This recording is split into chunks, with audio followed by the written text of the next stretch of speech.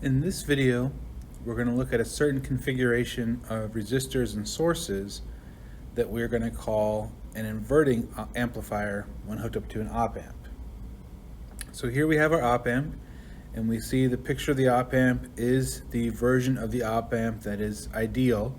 So we know it's already written here that the current coming in on either side is going to be 0.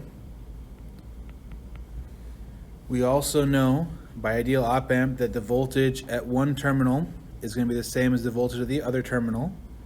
But in this particular case, one of those terminals is hooked up to ground, which means it's 0 volts there. What that means is the other terminal is also 0 volts. So without doing any actual work, we already know the value V1 is going to be 0 volts. What we want to do now is we want to be able to find the value of V0.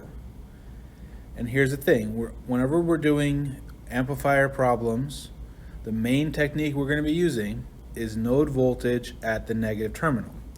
So we're here at the negative terminal, we're going to do node voltage. We're going to say, okay, the current going left, it's the voltage I'm at, which is 0, minus the voltage over here, which is VI, over the resistance there, R1, and then plus the current going up, be the voltage I'm currently at, minus the voltage I'm going to, and this voltage is V0, over the resistance RF.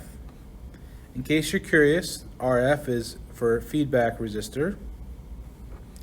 And then I'd also be adding up the current going right out of this terminal, doing normal node voltage, but because it's an ideal op-amp, that current is 0.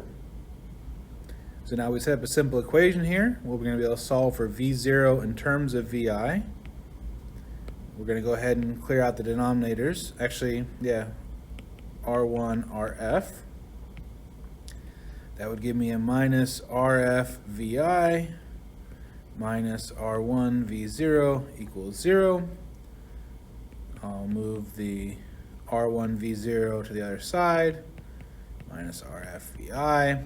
And then we divide here, and we get V0 is negative RF over R1 times VI.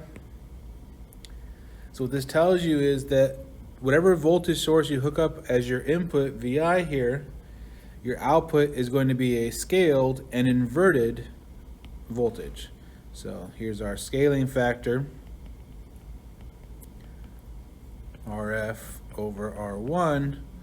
And then we have the inverting here, making it negative.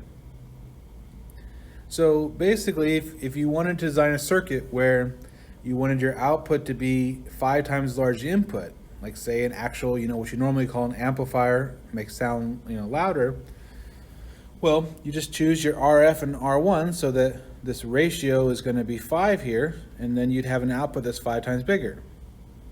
Now there is an issue here, the fact that it's an inversion here, and maybe you don't want the output to be inverted. Well, if you think about multiplying by a negative number, if you multiply by negative again, it goes back to being positive. So what you could do is you could just use 2 inverting amplifiers, one to invert it and multiply by 5, and the other one to just invert it, multiply by 1, and it would make it back to be positive. So there are ways to make it go back to positive here, but for right now, this is the nice layout here.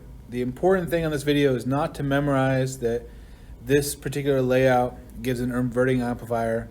You really shouldn't try to memorize this formula for what the output is. The point of this video is so you understand how we can set up a quick equation and solve it just using node voltage at the negative terminal.